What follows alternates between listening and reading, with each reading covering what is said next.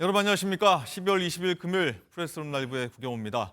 자, 오늘도 탄핵 정국 수습 상황 살펴보도록 하겠습니다. 바로 국회로 가보도록 하겠습니다. 자, 김태희 기자. 자, 정부 여당이 조금 전 윤 대통령 탄핵 소추 이후 처음으로 고위 당정 회의를 열었죠. 어떤 얘기 나왔습니까? 네, 윤석열 대통령의 탄핵소추안 가결로 직무가 정지된 상태에서 열린 첫 고위당정 회의에서 국정 안정 대책을 위한 논의가 오갔습니다. 이 한덕수 권한대행은 모두 발언에서 위기를 극복하고 조속히 국정을 안정시키기 위해 한자리에 모였다고 밝혔습니다. 이 자리에서 한 권한대행은 민생경제 회복을 최우선 국정과제로 삼겠다고 했습니다. 권성동 국민의힘 당대표 권한대행 겸 원내대표는 현재 공석인 국방부와 행정안전부 장관을 조속히 임명해달라고 촉구했습니다. 고위당정에는 한덕수 대통령 권한대행과 관계부처 장관, 여당에서는 권성동 국민의힘 당대표 권한대행과 주요 상임위원장이 참석했습니다. 고위당정 협의회는 한동훈 대표 시절인 9월 이후 3개월 만에 열린 건데요. 탄핵 정국 속에서 당정 결속을 통해 여당의 존재감을 부각하려는 행보로 풀이됩니다. 네, 야당 반응도 한번 보겠습니다. 한덕수 권한대행이 어제 양곡관리법 개정안 등 야당이 처리했던 6개 법안에 대해서 거부권을 행사했죠. 오늘 민주당 반응은 여기 대해서 어땠습니까? 네, 이재명 민주당 대표는 한 권한대행의 거부권 행사를 두고 유감스럽다, 거부권 남발이라고 지적했습니다. 그러면서 국민의 뜻에 따라 특검법을 신속히 공포해야 한다고 김건희 여사 특검법 수용을 압박했습니다. 국민의힘을 향해선 수사를 방해하며 내란 동조에 여념이 없다고 직격했습니다. 민주당은 한 권한대행이 또 거부권을 행사하면 탄핵 소추도 검토하겠다는 입장인데요. 민주당은 지금 이 시각 비상의원총회를 열고 한덕수 권한대행의 탄핵 소추를 논의 중입니다. 민주당 주도의 국회 탄핵소추위원단도 오늘 첫 회의를 개최했습니다. 윤 대통령의 신속한 파면 결정을 받아내겠다고 의지를 밝혔습니다. 지금까지 국회에서 MBN 뉴스 김태희입니다. 네, 들으신 것처럼 한덕수 대행의 권한을 두고서 여야의 갈등이 좀 깊어지고 있는 상황인데, 자, 김태희 기자가 전한 것처럼 현재 윤 대통령 탄핵안 가결 이후 처음 고위 당정 협의회가 열리고 있는데, 자, 윤정 기자 어떤 내용 더 나왔습니까? 네, 고위 당정 협의 오늘 오전 8시부터 시작이 돼서 조금 전에 끝난 상황이고요. 이 어떤 얘기 나왔는지 저희가 먼저 모두 발언 준비해봤습니다. 영상으로 확인하시죠. 최근에 어려움의 과정에서 고통을 겪고 있는 취약계층에 대해서 민생경제 회복을 위한 총력을 다하도록 하겠습니다. 국내외적으로 대단히 어려운 시기이지만 정부는 당과 함께 흔들림 없는 국정 운영과 국민의 일상 회복을 위해 전력을 다하겠습니다. 대통령 권한대행의 권한 행사 범위에 대해 여러 의견이 있지만 그 기준은 어디까지나 헌정수호가 되어야 합니다. 특히 국방과 치안은 국가를 지탱하는 기본적 질서로서 헌정수호의 토대라고 할 수 있습니다. 그러므로 국방부 장관과 행안부 장관에 대한 임명이 시급합니다. 네, 고위 당정이 끝난 이후에 김대식 국민의힘 원내 수석 대변인이 이 브리핑을 진행을 했는데요. 이 오늘 고위 당정에서는 치안, 국방, 그리고 외교, 민생경제에 중심을 두고 좀 얘기가 진행이 됐다고 합니다. 헌법재판관 임명권 사용 여부나 특검법 거부권에 대해서는 오늘은 거론되지 않았다고 밝혔는데요. 네. 다만 이재명 대표가 제안한 국정안정협의체에 대해서는 논의가 있었고 이 어떤 논의가 진행됐는지 이 부분에 대해서는 권성동 원내대표가 추후에 다시 입장을 밝힐 것이다 이렇게 얘기를 했습니다. 오늘 고위 당정 앞서 기자 중계에서도 보신 것처럼 네. 3달여 만에 진행이 됐고 탄핵 정국 이후에 처음으로 진행이 된 회의였는데요. 아무래도 탄핵 정국에서 당정 간에 밀착하는 모습을 보여서 여당의 존재감을 부각하려는 의도로 풀이가 됩니다. 네, 정부 여당의 수습책 들어봤는데 민주당이 조금 전에 오늘 최고위원회를 열었습니다. 여기서도 아마 이와 관련된 얘기가 나왔을 것 같은데 저희가 영상 준비했습니다. 듣고 오시죠. 유감스럽게도 한덕수 대통령 권한대행이 거부권을 남발하고 있습니다. 윤석열 대통령이 국회 입법권을 무시한 행태가 반복되고 있는 셈입니다. 정부에 의한 삼권 분립 훼손이 지속되고 있어서 참으로 유감스럽다는 말씀을 드립니다. 한덕수 권한대행이 거부권 행사할 시간은 있고 특검 추천 의뢰에 도장 하나 찍으면 되는데 그게 할 시간이 없는 건 아닐 것 같습니다. 사실상 거부하고 있다고 보여집니다. 지금 일설에 의하면 국회가 헌법재판관을 추천하더라도 임명하지 않는 걸 검토한다 이런 얘기도 있던데 설마 사실이 아닐 거라고 믿고 싶습니다. 이거는 명확한 내란 동조가 아니라 그 자체 내란 행위입니다. 뭔가 사정이 있을 것으로 보여지는데 해야 될 일부터 신속하게 하기를.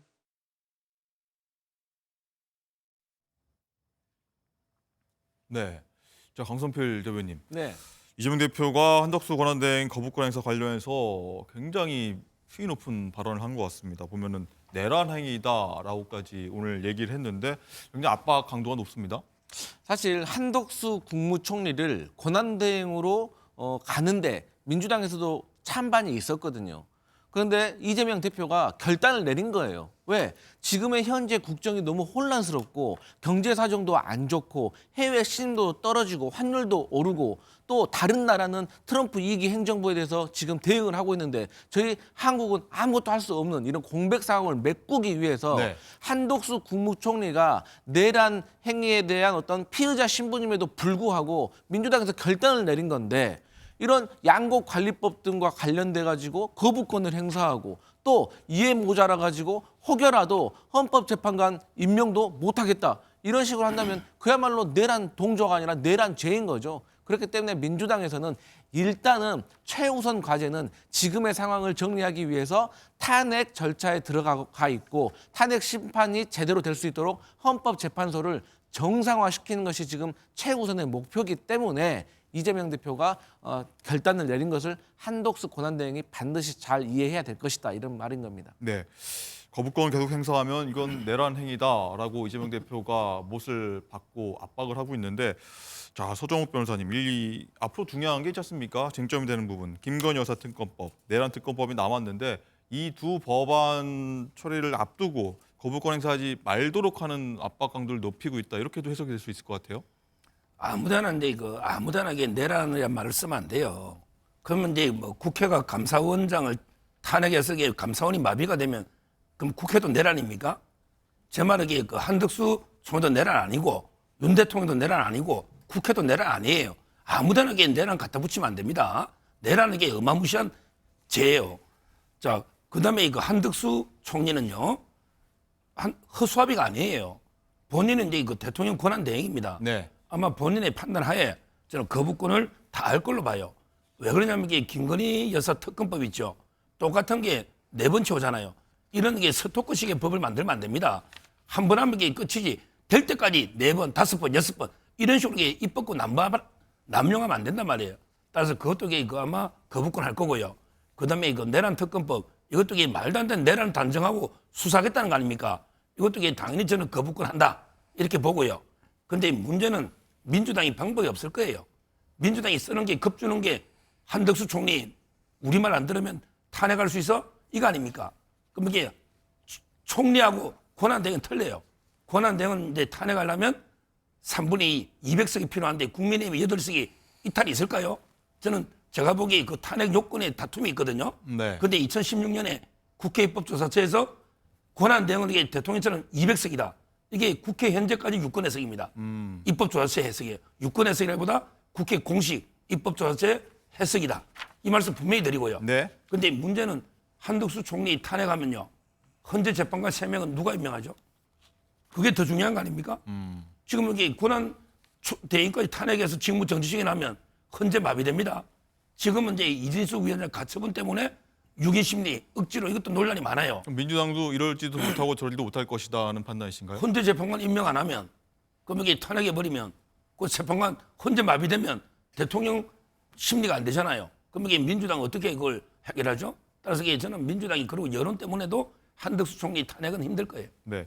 권한대행 탄핵 얘기 잠깐 더 해보면은 이 사실 전례가 없는 일이라서 뭐 여야가 서로 다른 주장을 내세우고 있습니다. 소 변호사는 잠깐 정리해 주셨지만 윤정 기자 여기 대해서 쟁점 좀 설명 좀 해주시죠.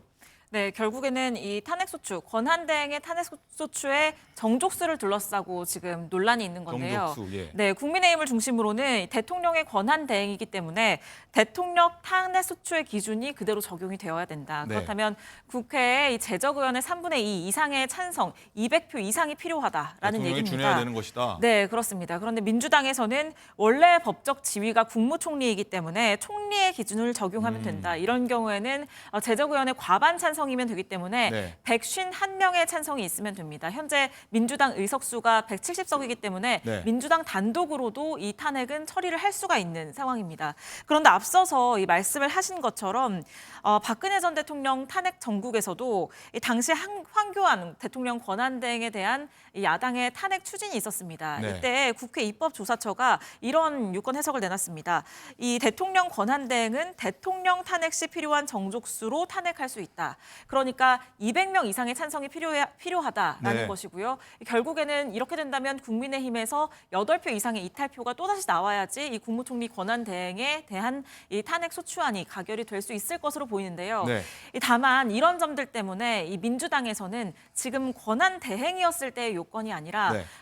한덕수 국무총리가 국무총리 시절이었던 그 권한대행 이전에 이를 문제로 이 탄핵을 추진하는 이러한 방안도 지금 논의가 좀 되고 있는 것으로 전해집니다. 네, 민주당 입장 바로 한번 들어보죠. 강성필 대변인 어떻게 보십니까? 지금 총리로 봐야 됩니까? 총리 시절로 봐야 됩니까? 지금 권한대행인 대통령 권한대행인데 총리 꼴로 봐야 됩니까? 설명을 잘 해주셨는데 네.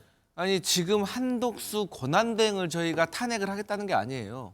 한덕수 국무총리를 탄핵 소추하겠다는 겁니다. 그리고 아직 지금 탄핵 소추를 하겠다라고 결정된 게 아니라 네. 한덕수 권한대행이 지금 계속해서 거부권을 남발하거나 아니면 또 헌법재판관을 임명하지 않거나 했을 때 저희가 검토해 보겠다는 것이고 그 검토의 연관성에서 보면 총리이기 때문에 권한대행이 된 거지 한덕수가 권한대행이 된 게 아니에요. 그리고 또 다시 말씀드리지만 황교안 전 권한대행 같은 경우는 네. 당시 박근혜 전 대통령 국정농단과 관련해 가지고 이분은 관련성이 없는 분이었어요. 하지만 지금 한덕수 국무총리는 비상계엄과 관련해 가지고 국무회의 그리고 피의자로 되어 있단 말이에요. 그렇기 때문에 저희는 총리 시절에 한덕수를 탄핵 소추하겠다는 것이기 때문에 당연히 총리의 요건으로 구성을 하면 된다. 이런 말씀 드리겠습니다. 네. 그런데 그게 말이 안 되는 게요. 지금 탄핵 사유가 지금 우리 강 위원장님도 두 가지를 했잖아. 예를 들어 이제 뭐 헌법재판관 임명 안 한다. 네. 또는 이게 거부권을 남발한다. 이거는 이게 권한대행으로서 행위잖아요. 이걸 탄핵 사유로 삼으면 안 돼요. 총리 시절에 한덕수를 삼겠다면 이거 두 개는 이게 빼야 되고요. 네. 그러면 이게 그때 사유는 아마 이게 그 내란 국무회의 있잖아요. 이거밖에 못 삼아요. 그런데 문제는 대통령이 할 때 한덕수 총리가 그 당시 총리가 네. 내란에 뭐 동조하거나 찬성하거나 한 게 아니고 오히려 말렸다는 거 아니에요. 뭐 그런 게 내기가 발언이 나오고 있죠. 예, 오히려 말렸다는 거 아니에요. 그리고 이게 지금까지 민주당도 권한대행으로 인정하고 있었잖아요. 그러면 이게 그때 내란이면 권한대행도 안 된다고 했어야 되잖아요. 또 이게 그때 국무회의 온 사람 그럼 전부 다 탄핵해야죠. 말리는데. 따라서 이게 민주당이 어거지 논리로 옛날에 총리 한덕수 요구를 해가 2분의 1로 하자. 이거는 이게 그러면 사유하고 안 맞는 거예요. 권한대행을 이따가 인정했고 그다음에 지금 헌재 재판관 임명하고 거부권 이건 사유 삼으면 안 된다. 이걸 분명히 제가 말씀드립니다. 아니 그러니까 말씀 잘해주셨는데 민주당이 탄핵 소추하게 되면요 당연히 권한대행일 때 행위에 대해서 소추 안에 안 들어가요. 그러니까 총리일 때 행위에 대해서 말하는 것이고 네. 방금 말씀하셨던 것처럼 당시에 국무회의 회의록이 지금 어떻게 됐습니까? 있습니까? 없어요. 아직 공개 안 됐어요. 그리고 한덕수 국무총리가 당시에 대통령을 그럼 말렸다? 그러면 대통령은 국무위원들이 말림에도 불구하고 비상계엄 선포한 겁니까? 그렇기 때문에 이것은 앞뒤가 맞지 않는 것이다. 그런 말씀 드리겠습니다. 알겠습니다. 뭐 유권 해석도 필요하고 교통 정리가 좀 필요할 것 같다 이런 생각이 좀 듭니다. 자, 국민의힘 상황도 살펴보도록 하겠습니다. 자, 계엄 선포 당시 이제 국민의힘 의원들의 이 SNS 단체 대화방 내용이 공개돼서 당시 굉장히 혼란스러웠던 상황 어제 저희가 다룬 바 있는데 자, 오늘은요 윤 대통령 탄핵안 가결 직후에 국민의힘 비공개 의원총회 내용이 공개가 돼서 굉장히 파장이 일고 있습니다. 자, 윤정원 기자, 당시에 저희가 이 고성과 막말이 의원총회에서 오갔다는 내용을 저희가 특보를 통해서 전해드린 바가 있는데 당시 상황을 고스란히 나타난 녹취가 어제 저녁에 공개가 된 거예요? 네, 그렇습니다. 한 언론사가 24일 밤에 있었던 의원총회 녹취를 그대로 공개를 했는데요. 예상보다 더 격앙된 상황이었습니다. 이 녹취 먼저 듣고 이어가겠습니다. 체를 거치고 나서 당 대표 자격으로 이렇게 표명을 하시는 게 맞지 않습니까? 저는 우리 총리가서 이런 차원의 입장인 것이 아니고 당대표로서의 의견을 뺀 나선한 한동훈 대표님이 더 이상 당대표로 수행하는 것은 불가했다고 지정자가 있습니다. 그래서 이 자리에서 그걸 주셔야 된다고 생각합니다. 이 구역은 아주 오래전부터 해왔습니다. 누구 때문입니까? 비상계엄은 제가 한 게 아닙니다. 책임질 사람은 지도부입니다. 우리가 대장이 책임지지 지도자가 책임지는 건 없지 않습니다. 아까 당대표 상태 촉구 결의를 해야 되겠습니다. 저희가 이게 지금 다 같이 모여서 당대표에게 끝까지 분신하는 모습까지 국민들에게 보여야겠습니까? 분풀이죠. 저런 거 갖다 분당하게 그런 식의 윤석열은 지금 되게 찌른 거야. 네, 지금 보신 것처럼 친윤계 의원이 한동훈 전 대표를 향해서 당대표를 사퇴하라 이렇게 네. 요구를 하자 한 전 대표 비상계엄을 제가 한 게 아니다라고 굉장히 단호한 어조로 얘기를 했습니다. 네. 그랬더니 고성이 쏟아지기 시작했는데요. 이 고성이 오가면서 일부는 한동훈 전 대표를 향해서 물병을 집어던지기도 했다고 합니다. 친윤계 의원들은 탄핵 그 투표에서 찬성, 기권, 무효표를 던진 23인을 색출하는 것에는 반대를 하면서도 한동훈 전 대표에 대해서는 사퇴 압박을 이어갔고요. 한 전 대표가 사퇴하지 않겠다는 의사를 계속해서 고수하자 지금 녹취의 마지막 부분에서 들으신 것처럼 욕설이 오가기도 했고 네. 또 한 의원이 저런 X를 이 법무부 장관을 시킨 윤석열은 자기 자신의 눈을 스스로 찌른 것이다. 이런 얘기를 하기도 했습니다. 네, 굉장히 아수라장이었다. 저희가 전한 소식보다 굉장히 아수라장이었고 이 친윤과 친한계 한동훈 전 대표가 떠났지만 봉합이 될까? 이 내용만 듣고 봉합이 될까 하는 걱정까지 드는데 소정욱 변호사님 어떻게 보셨습니까? 이 한 전 대표 보고 놀 XX라는 뭐 욕설까지 했어요. 뭐 아마 이제 서로 흥분하다 보니까 저런 게 나오는데 저는 오히려요. 이게 비공개 의총이죠. 네. 이거를 이거 녹음을 해가지고 언론사에 제보한 이 사람부터 이게 색출해야 된다 봐요. 네. 색출해야 된다. 예, 아주 이게 부적절하다 봐요. 비공개 의총을 다 이게 녹음해서 저 원래 녹음하는 사람 되게 싫어하지만 네. 이거는 이게 의원으로 자격도 없다 봐요. 사실 뭐 거의 전례가 없는 일 같아요. 그러니까 이걸 녹음을 해가지고 동료 의원끼리 이게 무슨 말을 마음껏 하게 비공개 의총이잖아요. 이걸 이게 뭐 언론사에 제보했다 이런 의혹이 있거든요.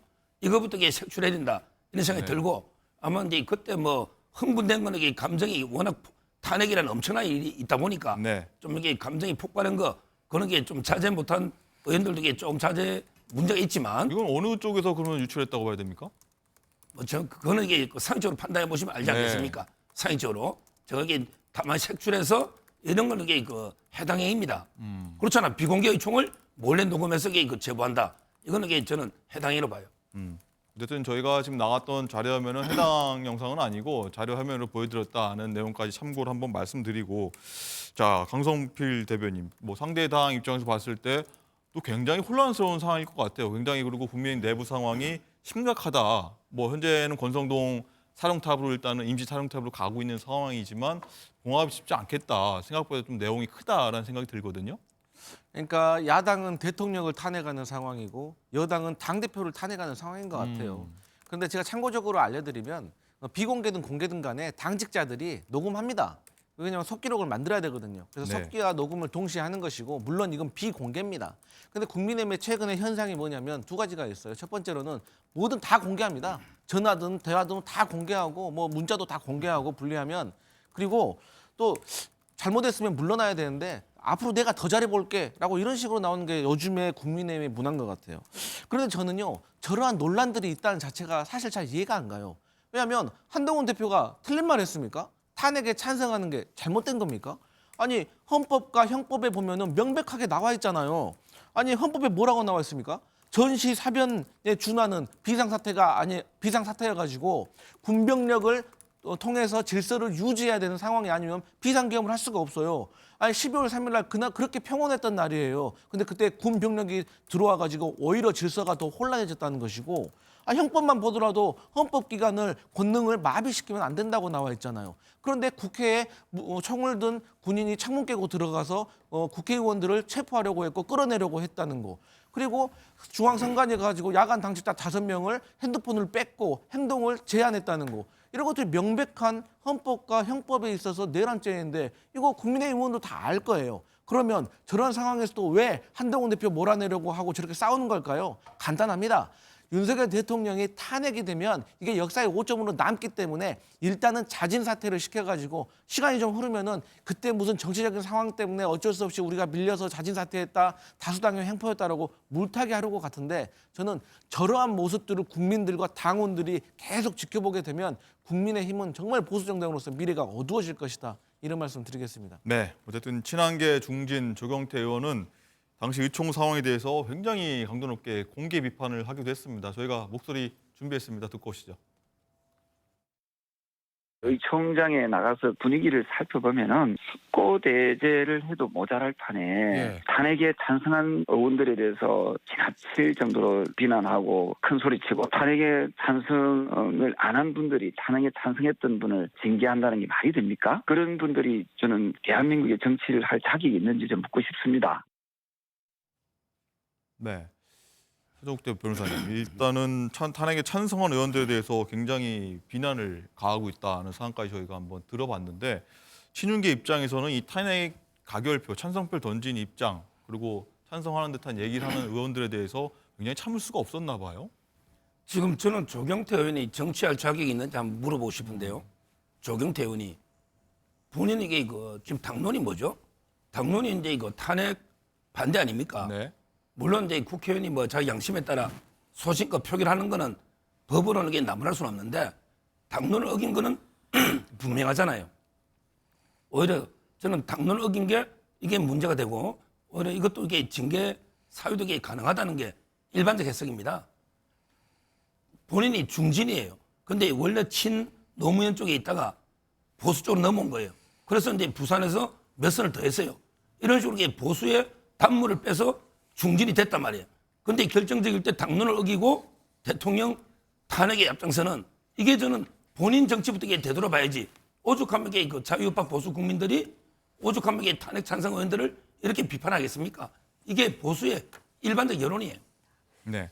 그리고 녹취 속 내용 하나 더 보자면 이 친윤계 의원으로 보입니다.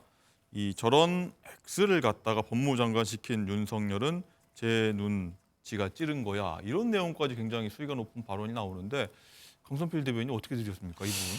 저는 먼저 이 권성동 원내대표가 만약에 탄핵이 기각되면 탄핵에 찬성했던 의원들 처벌해야 된다고 했잖아요.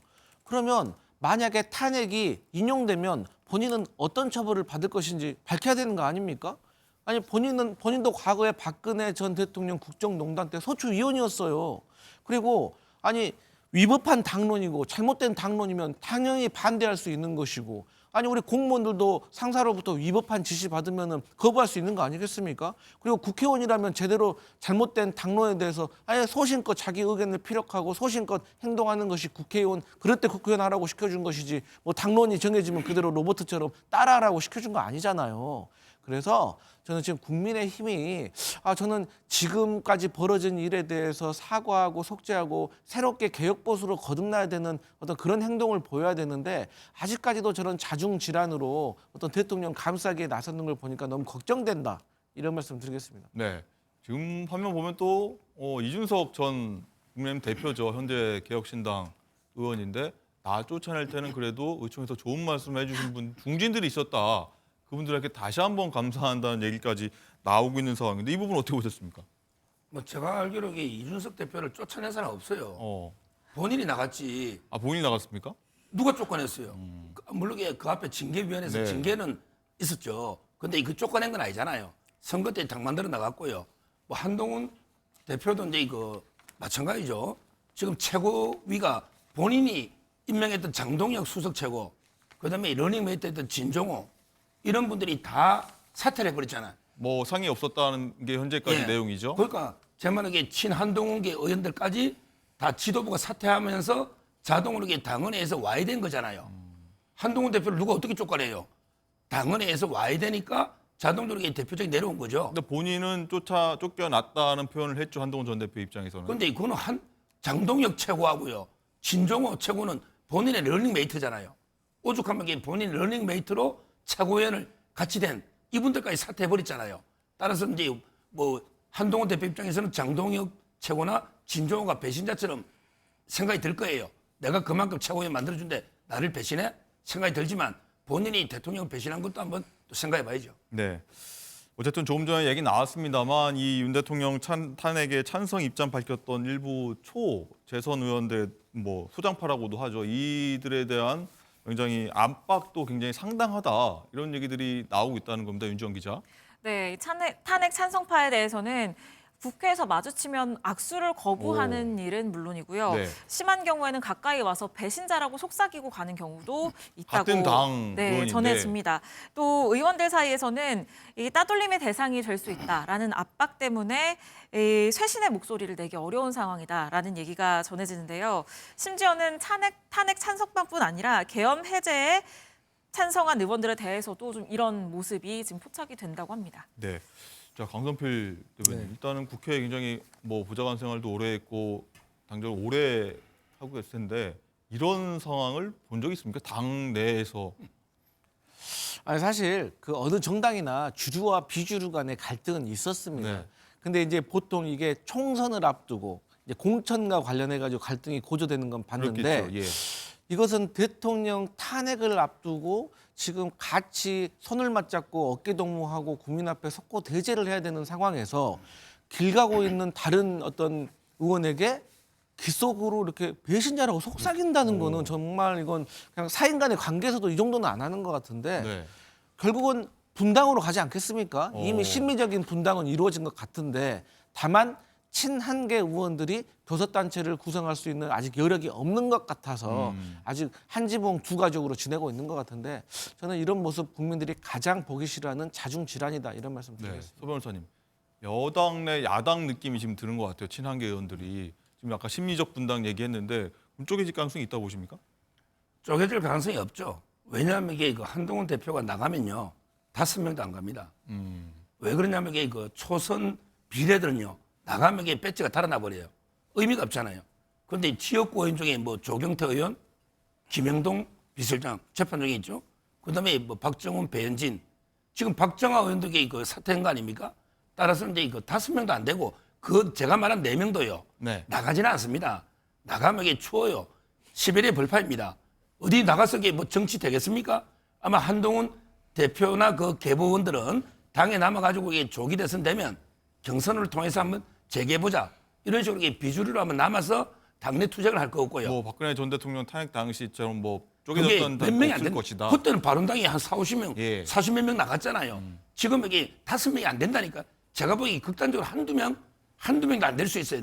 따라 나갈 사람이. 따라서 이게 분당 가능성 없고요. 네. 그다음에 이게 뭐 대단하게 엄청나게 배신자 기회되는 게 뭐 대단한 것 같은데요. 제가 강 위원장보다 제가 나이가 많잖아요.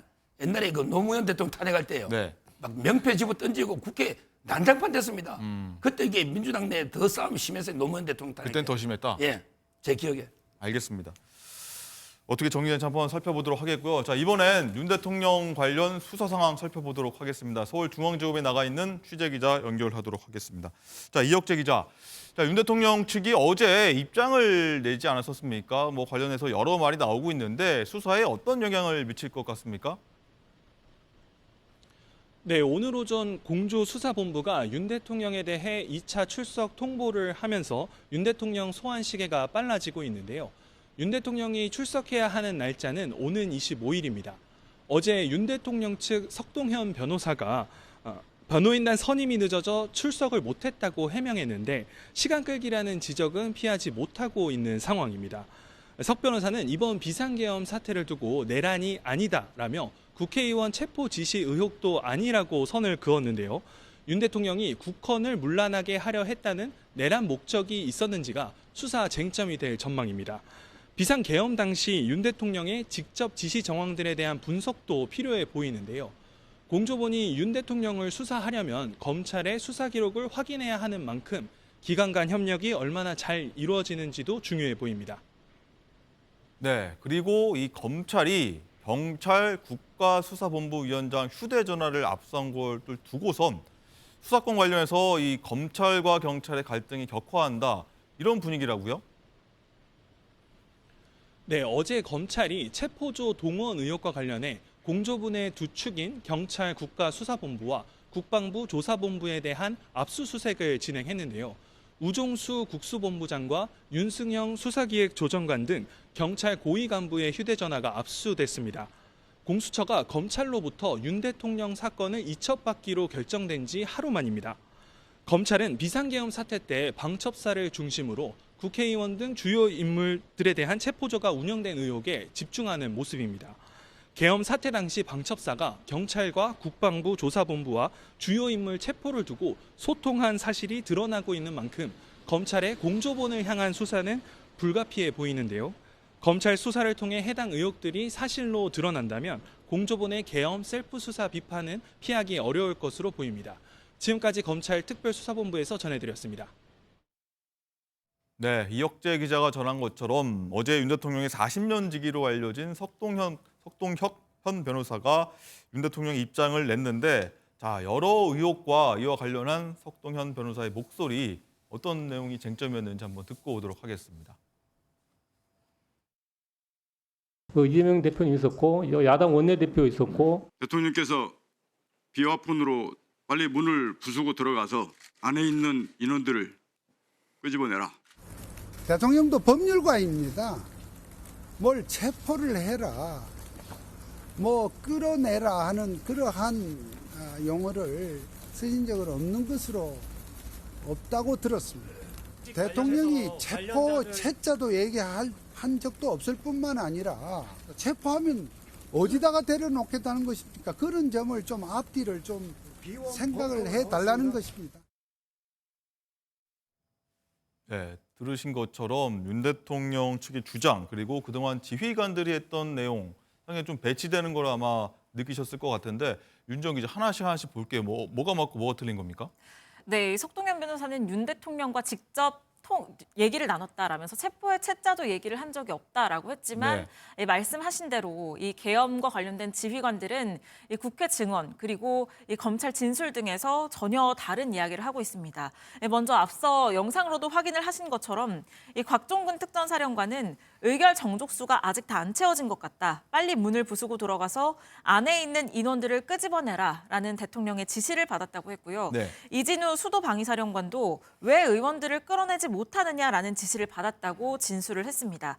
이 조주호 경찰청장 역시 이 12월 3일 밤 11시부터 계엄이 해제된 다음 날 새벽 1시 사이에 윤 대통령이 6차례 전화해서 국회의원 체포 명령을 내렸다라고 진술을 했는데 이 석동현 변호사의 발언은 이걸 모두 부정하는 발언입니다. 그렇기 때문에 이게 그 내란 수사를 통해서 밝혀져야 할 부분들로 보이고요.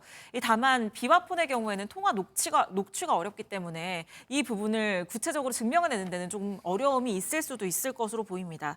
이 석동현 변호사에게도 기자들이 어제 이 계엄군 지휘부 등이 거짓말을 하는 것이냐, 전혀 말이 다른데 거짓말을 하는 거냐 이렇게 얘기를 했더니 석동현 변호사 나중에 변호인단이 구성되면 그때 이야기를 하겠다라고 얘기를 했습니다. 네.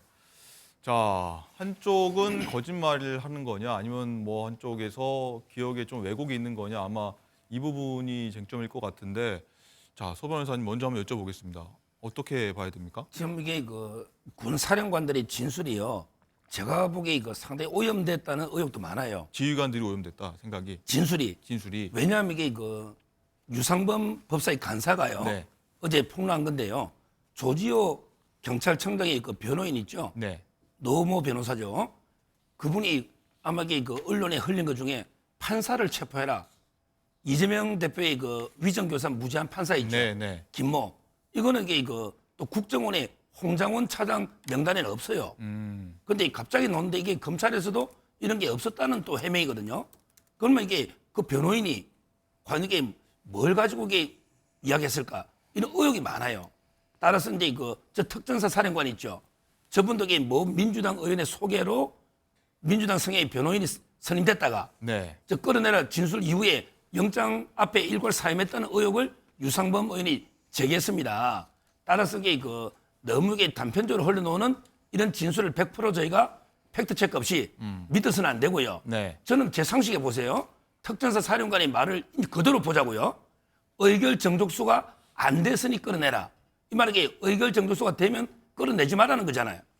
의결 정족수가 국회에 모이면 국회가 개업 해제 요구할 수 있잖아. 이럴 때는 평화롭게 끌어내지 말라는 거 아니에요. 반대해서 가면 의결 정족수가 안 되면 의결 못 하는데 그러니까 끌어내라 했다. 그러면 이게 의결 정족수가 됐으면 대통령 그대로 이게 평화롭게 국회에 두겠다는 거 아니에요. 이게 무슨 내란입니까? 그 말 자체가 앞뒤가 안 맞잖아요. 의결 정족수라는 게. 제 말은 그래서 너무 지금 이게 대통령의 직접 뭐 서명한 이런 게 체포 지시문이나 대통령의 모든 행위는 서류로 합니다. 구두로 하면 이게 말로 한 걸 누가 어떻게 밑에 계엄 군인들이 어떻게 따릅니까? 말로 한 걸. 전부 이게 서류로 하고 또 질서가 있어요. 김용인 장관하고 그다음에 계엄사령관 통해서 그다음에 지휘가 가죠. 대통령이 뭐 직접 전화해서 끌어내는 마라 이렇게 현장 지휘하는 뭐 소방서장처럼 이게 아니다 말이에요. 따라서 이 부분은 이게 상식이 안 맞기 때문에 네. 좀 더 철저한 팩트 체크가 필요한 거예요. 네, 팩트 체크가 필요할 것 같고 일단 강선필 대변인 일단은 민주당에서는 이 윤 대통령이 자기 살려고 부하 지휘관들을 거짓말쟁이로 만들었다 이렇게 주장하고 있더라고요. 사실 그럴 수밖에 없는 것이죠. 그런데 석동현 변호사가 저는 과연 무슨 자격으로 저렇게 기자회견을 하는지 모르겠어요. 본인이 윤석열 대통령의 정식 변호인입니까? 아니잖아요. 지인이라면서요. 아니 지인이면 본인의 의견에 대해서 그냥 본인 페이스북에 그냥 쓰시지 왜 기자까지 불러가지고 이렇게 국민들을 혼란스럽게 만드는지 모르겠고 일단 저러한 어떤 증언들은요 하루도 못 가서 진실이 드러납니다. 지금 검찰이요 합참 회의실에 녹음 파일을 확보했다고 해요. 이 녹음 파일은요 김용현 전 장관의 어떤 발언이 다 들어가 있다고 합니다.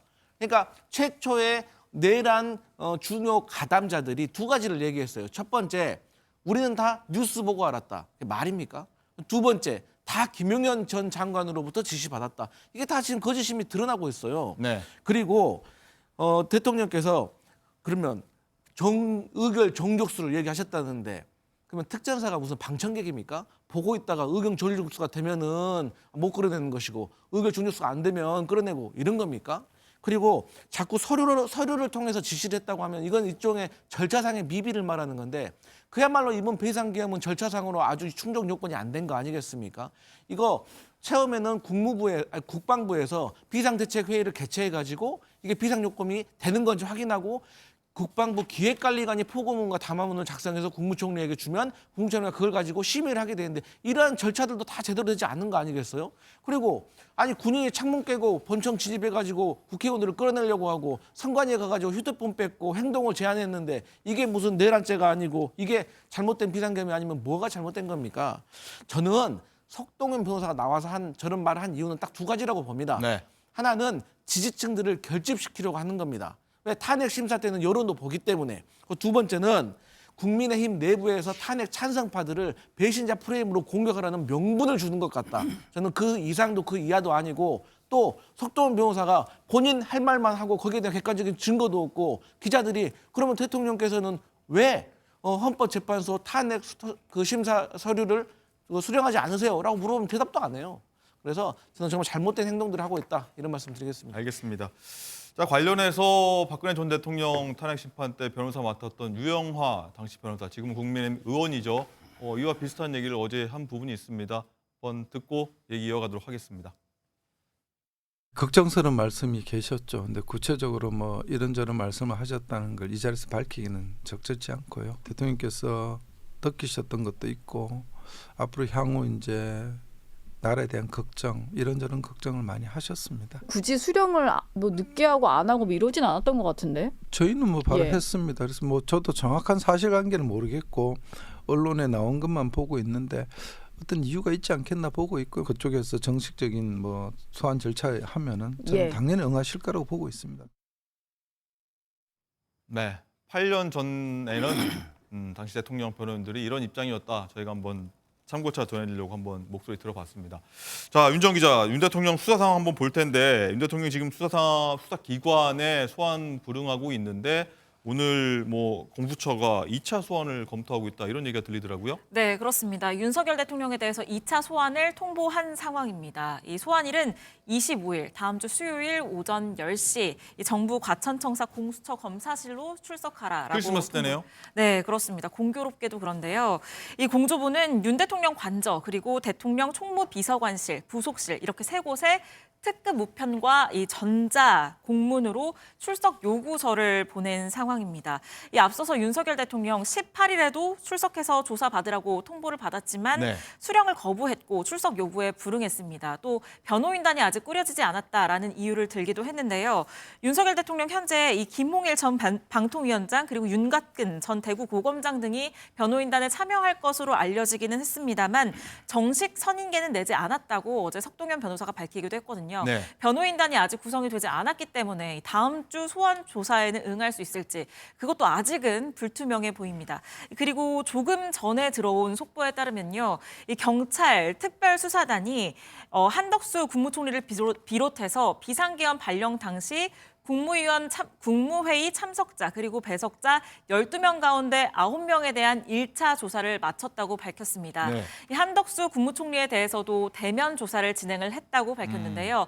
한덕수 국무총리 피의자인 것으로 지금 전해집니다. 그리고 가까운 시일 내에 2차 조사도 실시하겠다는 입장입니다. 네, 알겠습니다. 자, 마지막 저희가 다룰 주제는요, 이겁니다. 최근에 박지원 민주당 의원이 한 방송에서 이런 얘기를 했다고 합니다. 시중에 김건희 여사가 역술인 말을 듣고 계엄을 했다는 소문까지 나오고 있다. 이런 발언을 해서 또 파장이 일고 있는데, 자, 서 변호사님, 아마 이 내용은 좀 잘 아실 것 같은데 윤 대통령이 김건희 여사에게 얘기를 안 하고 계엄을 했다, 뭐 상의를 하고 했다, 뭐 이런 얘기 나오는 것 같습니다. 어떻게 보십니까, 이거? 뭐 제가 이제 김건희 여사나 네. 대통령하고 이게 직접 통화해서 물어본 건 아니라는 걸 제가 분명히 말씀드리고요. 예. 그리고 이제 그 주변을 취재를 해보니 이제 그 김건희 여사는 잘 몰랐대요. 실제 계엄인데 그만큼 보안이 중요한 거 아닙니까? 대통령이 보안을 많이 철저히 했다. 예. 그래서 이제 그 국무위원들도 전혀 몰랐고요. 그다음에 그 수석 비서관이나 이분들께 전혀 몰랐다는 거죠. 아마 이제 그 김용현 장관이나 극소수만 알았을 거고요. 뭐 저는 제가 들은 바로는 그 김건희 여사도 사전에 이거 몰랐다. 이게 제가 취재한 내용입니다. 네. 어쨌든 과거에 윤 대통령이 이 부분에 대해서 김건희 여사에 대해서도 뭐 어느 일정 부분은 뭐 조언을 듣고 있다. 과거 유경수 여사도 그랬다 하는 부분이 있습니다. 한번 저희가 목소리 한번 준비했습니다. 듣고 오시죠. 과거에 유경수 여사께서도 청와대 야당 노릇을 했다고 하시는데 그런 대통령에 대한 아내로서의 이런 조언 같은 것들을 마치 국정농단화 시키는 그거는 정말 우리 정치 문화상이나 또 우리 문화적으로도 이건 맞지 않는 거라고 저는 보고요. 네, 윤 대통령이 뭐 가까운 배우자에게 조언을 좀 구할 수 있지만 서 변호사님 말씀 따르면은 이번에 윤 대통령이 계엄 선포할 때는 김건희 여사와 상의하지 않았다고 얘기한 부분입니다. 어떻게 들으셨어요? 저는 개인적으로 누구나 사실 뭐 사주도 보고 뭐 철학도 믿고 뭐 그러지만 공과 사를 구분을 하잖아요. 그것을 맹신하진 않잖아요. 그냥 재미삼아 보는 거고 뭐 좋은 말이라고 새겨 듣는 거지. 그걸 생활의 일상에서 또 특히나 대통령으로서 국정에 그런 것을 반영한다면 그야말로 국민의 불행이겠죠. 그래서 저는 정말로 박지원 의원의 어떤 예측이 아니길 바라는 국민의 한 사람이고요. 그런데 문제는 뭐냐? 이런 것들이 나중에 시간이 지나면 밝혀질 수도 있다는 거죠. 그래서 하지만 객관적으로 밝혀질 때까지는 조금 저희가 좀 신중해야 된다. 이런 말씀을 드리고 싶은데 근데 대통령이 후보 시절부터 손바닥에 왕자 쓰고 나오셨잖아요. 그때도 뭐라고 하셨습니까? 길 가다가 뭐 할머니가 뭐 잘 되라고 써주셨다고 했는데 또 그와 관련해가지고도 당시에 있던 소행 대변인들 이런 분들의 또 그냥 방송들이 흘러나오면 사실 의심적인 부분이 많아요. 이 정부 들어서 다른 정부와 다르게 이런 말 있잖아요. 건진이 가니까 천공이 오고 천공 가니까 명태균이 왔다고. 그래서 이러한 것들이 사실 근거가 확인되진 않았지만 정말 이런 거에 있어서 정말 국민들이 걱정과 우려가 크다. 이런 걸 좀 알아줬으면 좋겠습니다. 알겠습니다.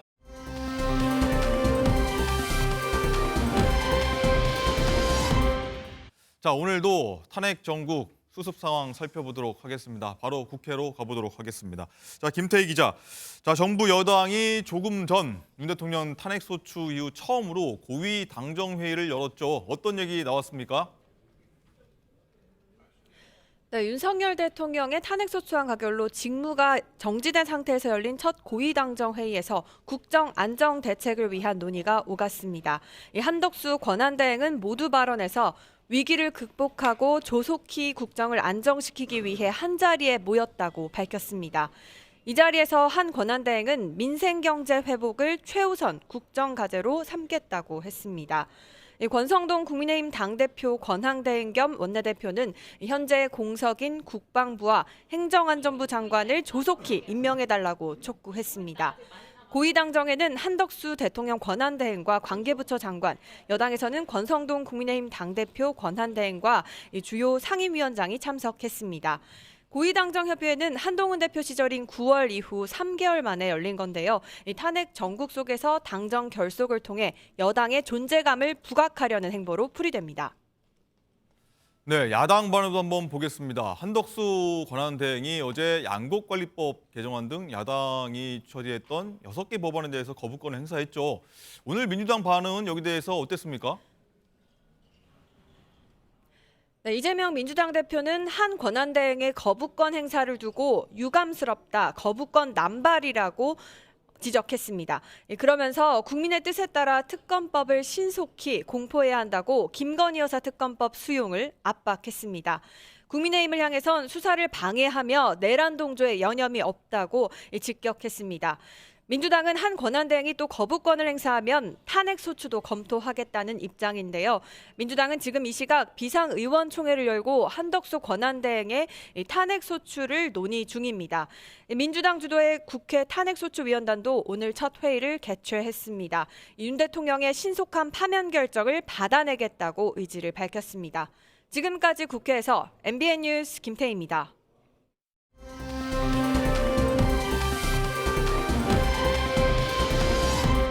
윤 대통령 관련 수사 상황 살펴보도록 하겠습니다. 서울중앙지검에 나가 있는 취재기자 연결하도록 하겠습니다. 자, 이혁재 기자. 자, 윤 대통령 측이 어제 입장을 내지 않았었습니까? 관련해서 여러 말이 나오고 있는데 수사에 어떤 영향을 미칠 것 같습니까? 네, 오늘 오전 공조수사본부가 윤 대통령에 대해 2차 출석 통보를 하면서 윤 대통령 소환 시계가 빨라지고 있는데요. 윤 대통령이 출석해야 하는 날짜는 오는 25일입니다. 어제 윤 대통령 측 석동현 변호사가 변호인단 선임이 늦어져 출석을 못했다고 해명했는데 시간 끌기라는 지적은 피하지 못하고 있는 상황입니다. 석 변호사는 이번 비상계엄 사태를 두고 내란이 아니다라며 국회의원 체포 지시 의혹도 아니라고 선을 그었는데요. 윤 대통령이 국헌을 문란하게 하려 했다는 내란 목적이 있었는지가 수사 쟁점이 될 전망입니다. 비상계엄 당시 윤 대통령의 직접 지시 정황들에 대한 분석도 필요해 보이는데요. 공조본이 윤 대통령을 수사하려면 검찰의 수사 기록을 확인해야 하는 만큼 기관 간 협력이 얼마나 잘 이루어지는지도 중요해 보입니다. 네, 그리고 이 검찰이 경찰 국가수사본부위원장 휴대전화를 압수한 걸 두고선 수사권 관련해서 이 검찰과 경찰의 갈등이 격화한다, 이런 분위기라고요? 네, 어제 검찰이 체포조 동원 의혹과 관련해 공조본의 두 축인 경찰 국가수사본부와 국방부 조사본부에 대한 압수수색을 진행했는데요. 우종수 국수본부장과 윤승영 수사기획조정관 등 경찰 고위 간부의 휴대전화가 압수됐습니다. 공수처가 검찰로부터 윤 대통령 사건을 이첩받기로 결정된 지 하루 만입니다. 검찰은 비상계엄 사태 때 방첩사를 중심으로 국회의원 등 주요 인물들에 대한 체포조가 운영된 의혹에 집중하는 모습입니다. 계엄 사태 당시 방첩사가 경찰과 국방부 조사본부와 주요 인물 체포를 두고 소통한 사실이 드러나고 있는 만큼 검찰의 공조본을 향한 수사는 불가피해 보이는데요. 검찰 수사를 통해 해당 의혹들이 사실로 드러난다면 공조본의 계엄 셀프 수사 비판은 피하기 어려울 것으로 보입니다. 지금까지 검찰 특별수사본부에서 전해드렸습니다.